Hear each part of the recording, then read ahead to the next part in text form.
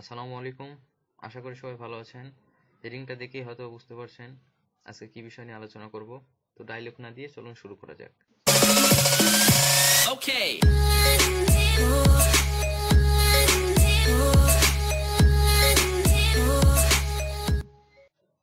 Expert computer আর professional computer operator, অর্থাৎ কম্পিউটারে পারদর্শী অথবা দক্ষ কম্পিউটার অপারেটর হওয়ার জন্য আপনাকে কি কি শিখতে হবে। সমাধানের বিষয়টি আমি একটু পরে আসি।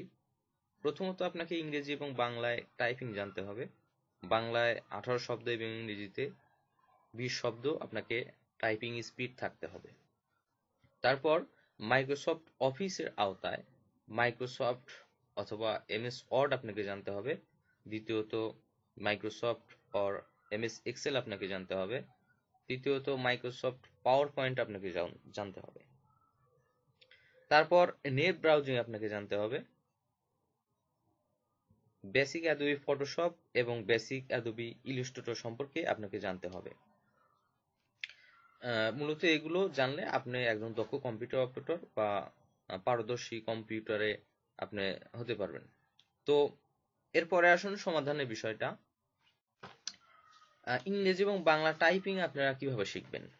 ইংরেজি এবং বাংলা টাইপিং শেখার জন্য একটি অ্যাপস আছে বা সফটওয়্যার আছে। আপনারা চাইলে আমি সেই সফটওয়্যারের লিংক আমার কমেন্ট বক্সে কমেন্ট করবেন, সেখানে আমি দিয়ে দিব। সেখান থেকে আপনারা ডাউনলোড করে ইনস্টল করে শিখতে পারবেন। তারপর আসুন মাইক্রোসফট অফিসের আওতায় মাইক্রোসফট ওয়ার্ড, এক্সেল এবং পাওয়ার পয়েন্ট, এই তিনটা নিয়ে আমি ভিডিও তৈরি করব আমার ইউটিউব চ্যানেলে আমি দিয়ে দিব। অলরেডি আমি মাইক্রোসফট ওয়ার্ডের উপরে একটি ভিডিও দিয়েছি, আপনারা সেটি দেখে শিখে নেবেন। এবং এক্সেল এবং পাওয়ার পয়েন্ট নিয়েও আমি ভিডিও তৈরি করব, সেগুলো আপনারা দেখতে পারবেন। তো আমার চ্যানেলের ভেতরে আসার পর আপনারা ভিডিওসে ক্লিক করবেন।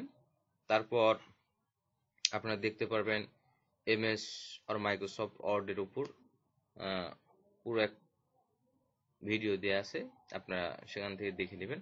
এবং এক্সেল এবং পাওয়ার পয়েন্ট নিয়ে আমি ভিডিও তৈরি করব এবং শীঘ্রই সেটি আপলোড করব। তারপর নেট ব্রাউজিং এর বিষয়টি হচ্ছে আমরা কম বেশি সবাই নেট ব্রাউজিং পারি, কারণ হচ্ছে আমরা ফেসবুক, ইউটিউব, টুইটার, মোটামুটি গুগল, এগুলো মোটামুটি সবাই ঘাটাঘাটি করে, অর্থাৎ কোনো লিঙ্কে প্রবেশ করা, সেটি ডাউনলোড ইনস্টল করা, এগুলোই মূলত নেট ব্রাউজিং। এটি মোটামুটি সবাই পারে। তারপর বেসিক অ্যাডোবি ফটোশপ এবং ইলাস্ট্রেটর। আপনারা জানেন প্রত্যেকটা কোম্পানি বা প্রতিষ্ঠানে কিন্তু গ্রাফিক্স ডিজাইনার থাকে, এক্সট্রা গ্রাফিক্স ডিজাইনার। তো মূলত তারাই ফটোশপ এবং ইলাস্ট্রেটরের কাজগুলো করে থাকে। তারপরে একজন দক্ষ কম্পিউটার অপারেটর বা কম্পিউটার পারদর্শী হওয়ার জন্য আপনাকে অন্তত বেসিক আইডিয়াগুলো থাকতে হবে। আপনারা যদি চান তো কমেন্ট করবেন, আমি ফটোশপ এবং ইলাস্ট্রেটর নিয়ে ভিডিও করব। তো মূলত এগুলোই ছিল আজকের বিষয়। তো আসলে মনে হয় না আর কিছু আছে, মোটামুটি সবগুলো নিয়ে আলোচনা করা হইলো।